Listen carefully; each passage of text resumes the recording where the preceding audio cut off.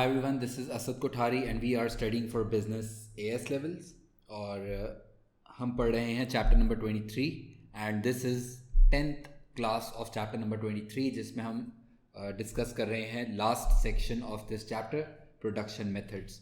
Last class में हमने clearly differentiate किया था what job production is, what batch production is and what flow production is. And I am sure कि आप लोग को ये बात समझ आ गई है कि job production is when you are producing when a business is producing one unit at a time. Batch production का मतलब होता है जहाँ पे आप क्वांटिटी आफ्टर क्वांटिटी स्टेजेस में काम कर रहे होते हो, और फ्लो प्रोडक्शन का मतलब होता है कि जहाँ पे आप एक ही स्केल पे या एक ही कंटिन्यूस प्रोसेस में इनपुट्स को आउटपुट्स में कन्वर्ट कर रहे होते हो। There are no stoppages involve in between, उसको कहते हैं फ्लो प्रोडक्शन। ठीक है, वैसे हमारे पास 4 प्रोडक्शन मेथड्स हैं: job, batch, flow and mass customization. हमने मास कस्टमाइजेशन पे बात नहीं की थी लास्ट क्लास में, लेकिन what mass customization is easy concept है, लेकिन यूँ समझ लो कि मास कस्टमाइजेशन जो है वो फ्लो प्रोडक्शन का ही एक एडवांस्ड वर्जन है, जहाँ पे बहुत ही बड़े स्केल पे आप प्रोडक्शन कर रहे होते हो, but you can also customize if the customers need. जैसे डेल इसकी बेस्ट एग्जांपल है कि डेल कहता है कि अगर आपको कोई अपना कंप्यूटर सिस्टम कस्टमाइज चाहिए, they are on flow production, but उनकी टेक्नोलॉजी इतनी फ्लेक्सिबल है, इतनी अडेप्टेबल है और इतनी मॉडर्न है कि अगर कोई कस्टमर कहता है कि मुझे डेल कंप्यूटर में ये स्पेसिफिकेशंस नहीं चाहिए, ये वाली चाहिए, then that's also possible. Dell वो भी कर सकता है, सही है। और भी बहुत सारे बिजनेस हैं, जैसे नाइकी का एक बड़ा फेमस मॉडल है नाइकी बाय यू, जिसमें आप अपने पसंद का जो भी डिज़ाइन कस्टमाइजेशन अगर आप नाइकी से भी करवाना चाहो वो भी करवा सकते हो। Obviously it going to cost you a lot, but mass customization this is, यूँ लिख लो, this is an advanced version of flow production where a business is able to where a business is able to customize their products,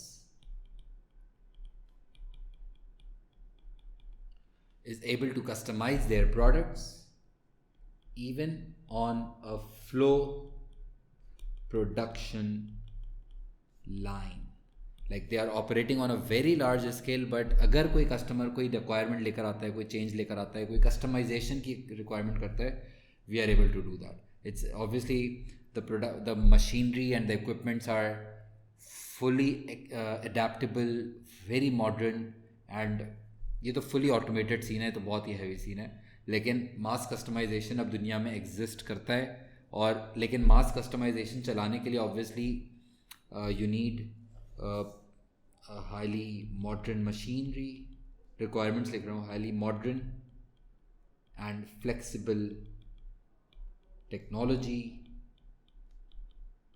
you need good suppliers, क्योंकि ऐसे तो नहीं चल सकता ना, अगर बार बार कोई चीज़ कस्टमाइजेशन के लिए रिक्वायरमेंट आ रही है तो आपको फिर ऐसे सप्लायर भी तो चाहिए जो उस तरह की रिक्वायरमेंट को आपको दे सकें। फिर स्किल्ड एम्प्लॉयज़, ऑब्वियसली इतनी ज़्यादा फ्लेक्सिबिलिटी, अगर इतनी हैवी मशीन्स चलाने के लिए फिर स्टाफ भी बहुत टेक्निकल चाहिए, सही है। और प्लस ऐसा भी नहीं होगा कि पूरा का पूरा प्रोडक्ट ही चेंज हो गया। कुछ जैसे इसकी एक एग्जांपल केचप भी होता है, जैसे किनौर और ये सारे जो केचप मैन्युफैक्चरर्स हैं, अगर आप मैकडोनल्ड्स जाके केचप लेते हो तो मैकडोनल्ड्स केचप के आपको सैचेट देता है, और उसमें एम भी लिखा होता है मैकडोनल्ड्स का। वो अपनी केचप के सैचेट को भी कस्टमाइज़ करवा देते हैं। तो वो टेक्नोलॉजी अब एग्जिस्ट करती है कि जहाँ पे आप बड़े बड़े ऑर्डर्स को कस्टमाइज़ कर दो जो कस्टमर चाह रहा है। The point is, job, batch, flow production जो है वो मेन हमें पता होने चाहिए, लेकिन मास कस्टमाइजेशन भी एग्ज़ाम में इतना ज़्यादा टेस्ट नहीं होता, लेकिन इसकी डेफिनेशन वगैरह आ सकती है। The advantages and disadvantages of mass customization would be same. Flow production वाला ये कि बहुत बड़े स्केल पे है, एक एवरेज कॉस्ट कंट्रोल होती है, प्रोडक्शन स्पीड तेज़ होती है, लेकिन फिर प्रॉब्लम ये है कि बहुत एक्सपेंसिव सेटअप होता है, बहुत स्किल्ड स्टाफ चाहिए होता है, it's not easy to operate. और अगर आपसे कोई पूछे कि यार बताओ which method is the best, job batch flow, कौन सा वाला मेथड बेस्ट प्रोडक्शन मेथड है? तो ऐसे तो नहीं बोलेंगे हम कि कौन सा बेहतर है. ऑब्वियसली हमें बहुत सारी बातें सोचनी पड़ेंगी. There are a lot of factors that a business will have to consider before deciding job batch और फ्लो. क्या फैक्टर सोचने होते हैं? सबसे पहले कि फाइनेंस का क्या सीन है. अगर एक बिज़नेस फाइनेंशियली स्ट्रॉन्ग है, अगर एक बिज़नेस फाइनेंशियली हेल्दी है, तो फिर वो फ्लो प्रोडक्शन या मास कस्टमाइजेशन का सोचेगा, वरना तो ऑब्वियसली जॉब या batch. Second, you need to see the market size, कि आपकी डिमांड कितनी ज़्यादा है, आपके कस्टमर्स कितने ज़्यादा हैं. अगर आपके कस्टमर्स बहुत लिमिटेड हैं, अगर आपके पास ज़्यादा मार्केट नहीं है, तो फिर probably you will not go for flow production और मास कस्टमाइजेशन, क्योंकि फ़ायदा नहीं है.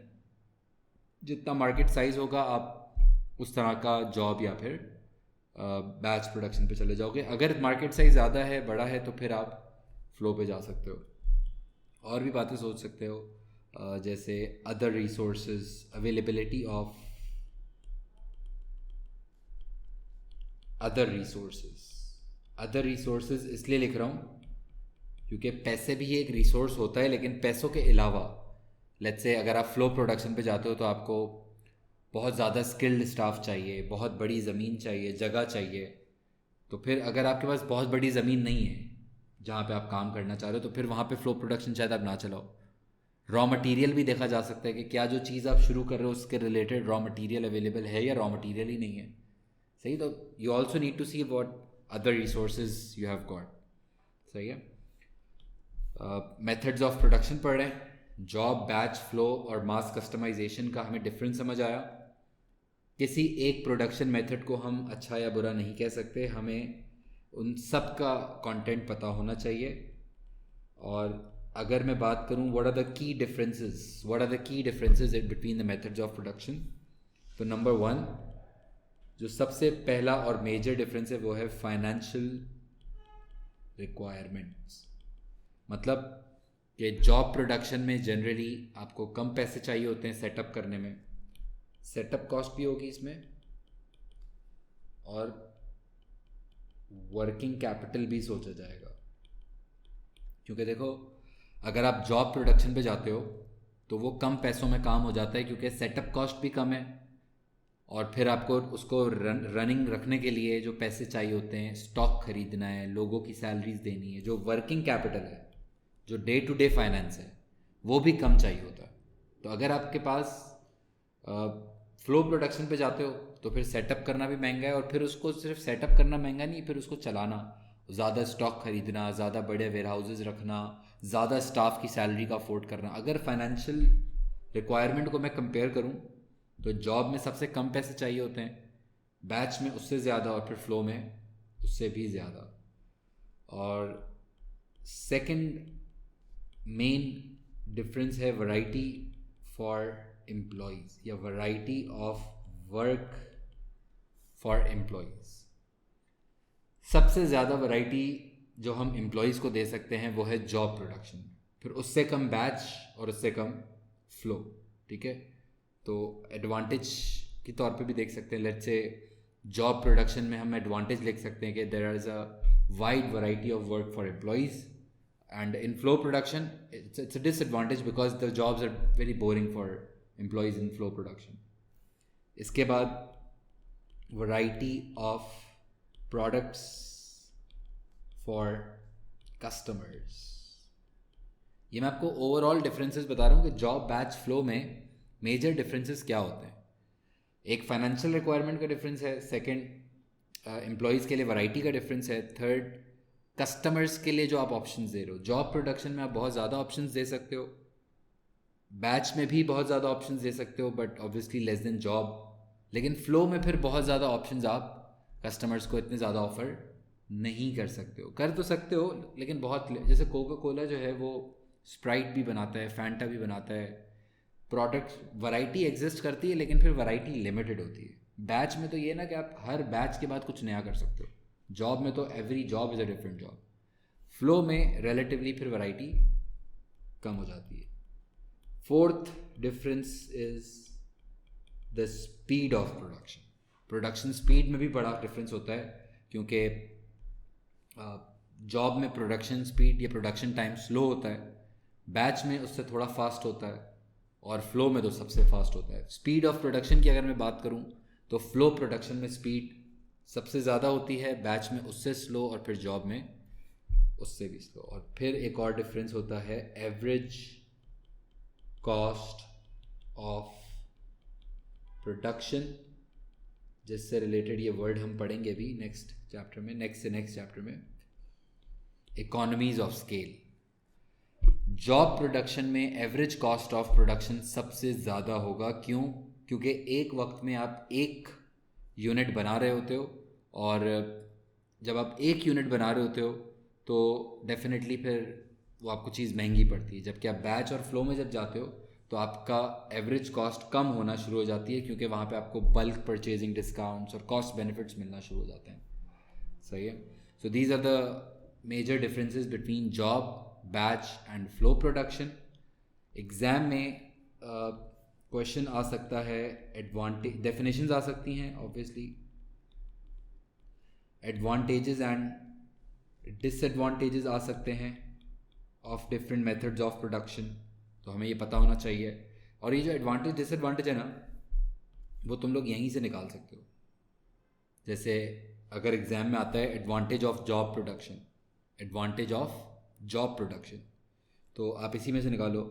Less finance is required, there is a high variety of work for employees, there is a high variety of products for customers, however speed of production is slow, however there is a high average cost of production. समझ आ रहा है? यानी कि अगर वो कह रहा है advantage and disadvantage of flow production, let's say, तो भी यहीं से आ जाएगा. High amount of finance is required, limited variety of work for employees. ज़ाहिर इन पॉइंट्स को एक्सप्लेन करेंगे हम लोग, करना भी आना चाहिए. लेकिन जो एडवांटेज एंड डिसएडवांटेज है वो इन्हीं पॉइंट्स में से आप निकाल सकते हो. सही है. और फिर जो एक बहुत ज़्यादा टेस्ट होता है, implications of changing the method of production. अब यानी कि अगर आप मेथड ऑफ प्रोडक्शन चेंज कर रहे हो, पहले आप जॉब प्रोडक्शन पे थे और अब आप बैच प्रोडक्शन पे जा रहे हो, या पहले आप जॉब पे थे अब आप फ्लो पे जा रहे हो, या बैच पे थे अब फ्लो पे जा रहे हो, कुछ भी. अगर एग्ज़ाम में आता है कि मेथड ऑफ प्रोडक्शन हम चेंज कर रहे हैं, तो उसके क्या कॉन्सिक्वेंसेस होंगे, उसके क्या इम्प्लीकेशंस होंगे, तो भी ऑलमोस्ट पॉइंट्स यहीं से आएंगे. टेंशन की बात नहीं है, जिसमें आपको डायरेक्शन समझा रहा हूँ. पॉइंट्स यही रहेंगे कि अब ज़्यादा पैसे चाहिए होंगे, एम्प्लॉयज़ के लिए वैरायटी थोड़ी कम हो जाएगी, कस्टमर्स के लिए वैरायटी थोड़ी कम हो जाएगी, कस्टमाइजेशन हम ऑफ़र नहीं कर सकेंगे. लेकिन प्रोडक्शन स्पीड, ये मैं आपको जॉब से बैच पे जाने का बता रहा हूँ. ज़ाहिर है जिस तरह का एग्ज़ाम ये आप याद नहीं कर सकते, ये जो मैं चेंज बता रहा हूँ, चेंज आपको एग्ज़ाम में वो बताएगा कि हम इस प्रोडक्शन मेथड से अब इस प्रोडक्शन मेथड पे जा रहे हैं, बताओ क्या कॉन्सिक्वेंसेस हैं. तो वो कॉन्सिक्वेंसेस सोचने के लिए आपको ये सारे पॉइंट्स याद होने चाहिए, और इसका आपको होमवर्क भी करना पड़ेगा, तभी आप इसको पर ग्रिप ले सकते हो ऑब्वियसली. लेकिन मेथड्स ऑफ प्रोडक्शन की अगर मैं बात करूँ, या प्रोडक्शन मेथड्स की बात करें, तो प्रोडक्शन मेथड्स में इस चैप्टर में क्या क्या चीज़ें आपको समझ आनी चाहिए. Number 1 job production, number 2 batch production, number 3 flow production, number 4 mass customization, फिर इनके benefits and limitations, factors to consider before selecting the method of production, की क्या बातें सोचनी पड़ती हैं. और ये आपको कंटेंट समझ आ रहा है, अभी इसकी लिखने की आपको प्रैक्टिस करनी पड़ेगी, क्योंकि सिर्फ सुन लेने से और सिर्फ समझ लेने से नहीं, you need to know how to write about it. सही है. And that's how you going to do it when you do the homework and read the book. And then what are the problems of changing or consequences of changing the method of production. So that's the last section of chapter number 23. और chapter 23 के ये सारे lectures, सारी classes सुनने के बाद methods of production के notes बना लो. methods of production की फिर एक दफ़ा content read भी कर लेना है. और ये मैं आपको जो screen पे दिखा रहा हूँ, you can just read it out. You can just pause and read out this entire chart. ये बहुत इंपॉर्टेंट है एग्जाम्स के लिए, बहुत ज़्यादा. हर मेथड ऑफ प्रोडक्शन के फीचर्स, उसकी रिक्वायरमेंट्स, उसके एडवांटेजेस, उसके disadvantages. And to be honest, ये तो टेबल ऐसा है कि आपको याद ही कर लेना चाहिए. ये बहुत इंपॉर्टेंट है, बहुत ज़्यादा इंपॉर्टेंट है. और इसके अलावा once you are done with this reading, if you are done with this reading, you can read out these. खुद से ही आपको मैं अपना खुद का क्राइटेरिया, अपनी चेकिंग दे रहा हूँ कि you just read out these questions and read करने के साथ इनको जैसे define the term transformational process. Question read करो and just see if you know the answer. Just brain storm it. सही, जब सोचना है, क्वेश्चन रीड करो, आंसर सोच लो, so you know what to, कि क्या वो चीज़ें तुम्हें समझ आई हैं या समझ नहीं आई हैं. ठीक है, सो ये क्वेश्चंस देख लेना एक दफ़ा, बस क्वेश्चंस रीड करके just answer it for your own self. अगर कोई सवाल में फंस रहे होगे तो आपके सामने आ जाएगा प्रॉब्लम क्या है, अगर कोई प्रॉब्लम है. और लास्ट चीज़, this is your self evaluation checklist.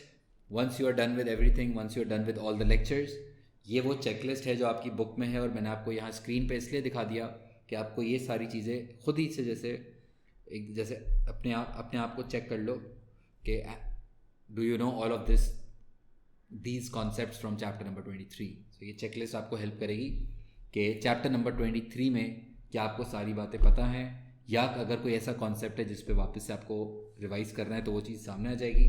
So just pause again, just see if you are done with all the concepts of chapter number 23, and this is all for chapter number 23 of unit 4. और मैं आपको इसका एक दफ़ा cover page दिखा दूँ, so you can just go through all the concepts. So that's chapter number 23. Thank you very much.